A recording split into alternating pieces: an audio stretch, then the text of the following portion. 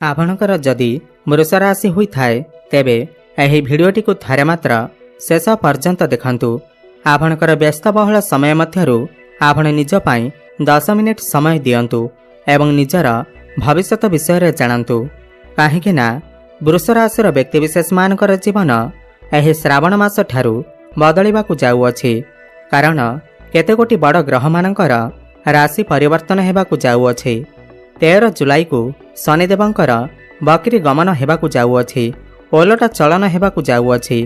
15 जुलाई ठारू सूर्य मध्य राशि परिवर्तन करुछंती। तो किछि ग्रह नक्षत्र मानकर चलन रे गोटे बहुत बड़ परिवर्तन हेबाकू जाउअछि, जहा द्वारा आपणकर जीवन रे चलिथिबा समस्त दुख कष्ट एवं समस्यार अंत हेबाकू जाउअछि। आपणकर उपरे महादेवंकर कृपा प्राप्ति हेबाकू जाउअछि। सबुठार बड़ कथा यह अटे कि आपणकर राशिर अधिपति शुक्र राशि परिवर्तन करी आपणकर राशि रे मालव्य नामक राजयोगर निर्माण करुछंती।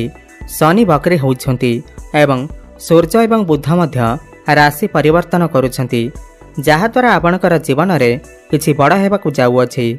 एही श्रावण मास ठारू आपणकर जीवन रे चलिथिबा समस्त दुख कष्टर अंत हेबाकू जाउअछि। पुनर्बार आपणकर जीवन रे खुशी फेरिबाकू जाउअछि। तेबे आसंतु जानिबा एही श्रावण मास ठारू आपणकर जीवन रे कौन सबु बड़ परिवर्तन हेबाकू जाउअछि। एहा पूर्वरु जदि आपणकर भी वृष राशि होइथाय एवं आपण भी महादेवंकु सच्चा हृदय रे भक्ति करुथांती, विश्वास करुथांती, तेबे एही भिडियोटी को लाइक करी कमेंट बॉक्स रे जय शनिदेव हर हर महादेव अवश्य लिखि दियंतु। देखंतु पूर्वरु शुक्र आपणकर द्वादश भाव रे थिले। आपणकर टिके स्वास्थ्य जनित समस्या देखा देउथिला। जेतिके टंका आपण इनकम करुथिले ताहा खर्च होई जाउथिला एवं आपणकर केतेगोटी कार्य मध्य अटकी जाइथिला। परिश्रम अनुसार आपणकु सफलता मिली पारु नथिला। धन जनित समस्या देखा देउथिला। ऋण जनित समस्या देखा देउथिला। ऋणर भार आपणकर ऊपर बढ़ी जाइथिला। गृह परिवार रे खुशीर वातावरण नथिला। शिक्षा क्षेत्र रे समस्या देखा देउथिला। आपणकर अननेसेसरी खर्च हेउथिला। समाज रे आपणकर मान सम्मान नथिला। आपणकु चाकरीटीए प्राप्ति होई पारु नथिला। संतान संतति पाई आपण चिंतित थिले। आपणकर व्यापार वाणिज्य रे लॉस हेउथिला। प्रेम जीवन रे मध्य सफलता मिली पारु नथिला। तेबे एही भली जहा भी समस्या आपणकर जीवन रे चालुथिला ताहा एबे दूर हेबाकू जाउअछि। एही श्रावण मास ठारू महादेवंकर कृपारू आपणकर जीवन रे पुणी थरे खुशी फेरिबाकू जाउअछि। आपणकर जीवन रे नूतन सूर्य उदय हेबाकू जाउअछि। देखंतु सर्वप्रथमे तो आपणकर राशिर अधिपति जे कि शुक्र समस्त भौतिक सुखर कारक ग्रह आपणकर राशि रे मालव्य नामक राजयोगर निर्माण करुछंती। एही श्रावण मास ठारू आपणको समस्त क्षेत्र रे सफलता प्राप्ति हेब। प्रथमे हेला आपणकर स्वास्थ्य रे जदि किछि समस्या लागि रहिथिला ताहा दूर होई जिवो। आपण स्वास्थ्यवान अनुभव करिवे। आपणकर जदि डायबिटीज संबंधित समस्या लागि रहिथिला, ब्लड प्रेशर भली समस्या देखा देउथिला ताहा दूर होई जिवो।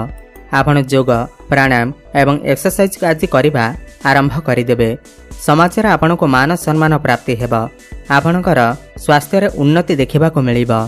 आपण एही श्रावण मास परे कोनोसी प्रॉपर्टी, भूमि, जमी, नूतन गृह किमा नूतन जानवाहन आदि क्रय करि पारंती एवं किनिबा पाई मन बळेई पारंती। आपणकर आत्मबल बढ़िबो, कॉन्फिडेंस बढ़िबो। शुक्र एठारे बसी आपणकर सप्तम भाव को देखुछंती। सप्तम भाव आपणकर व्यापार वाणिज्यर भाव होइथाय। आपणकर वैवाहिक जीवनर भाव होइथाय। व्यापार वाणिज्य रे आपण उन्नति प्रगति करबा सहित आपण किछि नूतन व्यापार मध्य आरंभ करि पारंती। पार्टनरशिप रे आपण किछि व्यापार वाणिज्य आरंभ करि पारंती एवं भविष्यत रे आपण सही व्यापार रु लाभ मध्य पाई पारंती। आपणकु शेयर मार्केट एवं स्टॉक मार्केट रे मध्य उन्नति देखिबाकू मिलिबो। आकस्मिक धन प्राप्ति हेबार मध्य योग बनुअछि। आपणकर कस्टमर बढ़ी पारंती, ग्राहक बढ़ी पारंती। आपणकर आमदानी रे वृद्धि होई पारे। आपण किछि पैसा मध्य संचय करि पारंती। वैवाहिक दाम्पत्य जीवन मध्य सुखमय व्यतीत हेब। जो दंपति माने संतानर आशा रखिथिले सेमानकु संतान सुख मध्य प्राप्ति हेब। आपण चेष्टा जारी रखंतु आपण को निश्चिंत भावरे संतान सुख प्राप्ति हेबा। आपण दुई जण मिसी किछि बड़ प्लानिंग करि पारंती, फैमिली प्लानिंग करि पारंती, कोनोसी बाहर स्थान को बुलिबा को जाई पारंती। जो माने स्टेशनरी शॉप करछंती, ब्यूटी पार्लर, मॉडलिंग रे काम करूछंती, मीडिया क्षेत्र रे अछंती, सेमानक यथेष्ट सफलता प्राप्ति हेबा। देखंतु सबुठार बड़ कथा यह अटे कि 13 जुलाई ठारू शनिकर वक्र चलन हेउअछि। शनि ओलटा चलन करने को जाउछंती।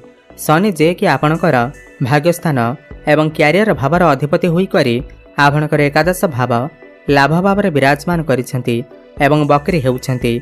आपणकर भाग्यर उन्नति देखा मिलिबा। समस्त क्षेत्र में आपणको कम परिश्रम रे अधिक सफलता देखा मिलिबा। आपण कोनोसी बड़ कामर आरंभ करि पारंती, बड़ इन्वेस्टमेंट करि पारंती किंबा पितांकर साहाय्य सहयोगरू आपणको कोनोसी क्षेत्र में बड़ सफलता मिल पारे। बड़ भाई भौणीकर साहाय्य सहयोग आपणको प्राप्ति हेबा। जो व्यक्तिविशेष माने शेयर मार्केट, स्टॉक मार्केट एवं ट्रेडिंग रे काम करुछंती सेमानको आकस्मिक धन प्राप्ति हेबार जोग बनुअछि। पौत्रिक संपत्ति आपणको लाभ प्राप्ति हेबा। कोनोसी गुप्त धन प्राप्ति हेबार मध्य जोग बनुअछि। जेहेतु शनिदेव बकरी चलन करिवे तो शनिकर बल मध्य बढ़िजिब, तो क्यारियर क्षेत्र में आपणको उन्नति देखा मिलिबा। एह श्रावण मास परठारू आपण निजे देखिबे आपणकर कर्म क्षेत्र में किछि ना किछि बड़ परिवर्तन अवश्य घटिबा। हुए तो आपणकर प्रमोशन होई पारे, हुए तो आपणको नूतन चाकरी मध्य प्राप्ति होई पारे।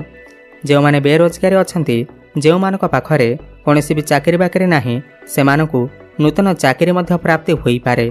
कर्म क्षेत्र में आपणक पाखकु नुआ नुआ काम मध्य आसी पारे। आपणक भितरे कॉन्फिडेंस बढ़ी पारे। राहु आपणकर दशम भाव रे थिबारु आपण किछि बड़ करबा को चेष्टा करि पारंती। आपणकर माइंड शार्प हेबाकु लागिबो। आपण समस्त काम को शॉर्टकट तरीका करने को मन बलाइबे एवं सेथिरे मध्य सफलता लाभ करिवे। आपण आपणकर कर्म को नहीं कोनोसी विदेश यात्रा मध्य करि पारंती एवं मंगल मध्य आपणकर पंचम भाव को चलन करिवे। पंचम भाव आपणकर शिक्षा क्षेत्र भाव होइथाय, प्रेम जीवनर भाव होइथाय, तो प्रेम जीवन रे आपनको सफलता प्राप्ति हेबा। जो मानकर कथावार्ता बंद हो जाइथिला, ब्रेकअप आदि हो जाइथिला, सेमानकर पुणी थरे कथावार्ता होई पारे। प्याचअप हेबार मध्य संभावना बनुअछि। एह श्रावण मास परठारू आपणकर भल पाइबा विवाहर रूप मध्य नहीं पारे। जो मान सिंगल अछंती सेमानकु नूतन पार्टनर मध्य मिल पारंती। काहेकि ना शुक्र आपणकर लग्न भाव रे अछंती, जे कि प्रेमर कारक ग्रह, तो आपणकु नूतन भल पाइबा मिल पारे। आपणकर भल पाइबा विवाहर रूप मध्य नहीं पारे। जो मानकर विवाह बयस हो जाइछि सेमानकर घर को विवाह प्रस्ताव मान आसी पारे एवं विवाह मध्य फाइनल होई पारे। सही पर शिक्षा क्षेत्र में मध्य उन्नति देखा मिलिबा। आपण उच्च शिक्षा करिबा पाई बाहर को जाई पारंती, किंतु आपणक भितर टिके क्रोध बढ़ी पारे। काहेकि ना मंगल आपणकर पंचम भाव रे अछंती। आपण कोनोसी फॉर्म फिलअप करि पारंती, शिक्षा क्षेत्र में किछि बड़ निष्पत्ति नहीं पारंती। एही श्रावण मास परे जदि आपणकर किछि एग्जाम अछि, कॉम्पिटिटिव एग्जाम अछि, सरकारी परीक्षा अछि, सेथिरे आपणको सफलता प्राप्ति हेबा। निश्चिंत भाव रे सफलता प्राप्ति हेबा। समस्त इंटरव्यू रे आपणको सफलता प्राप्ति हेबा।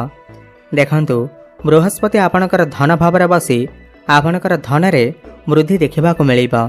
फाइनेंशियल ग्रोथ हेबा। आपणकर बैंक बैलेंस बढ़िबा। घर परिवार रे हसखुशीर लहरी लगी रहिबा। घर को नूतन कुणिया मध्य आसी पारंती।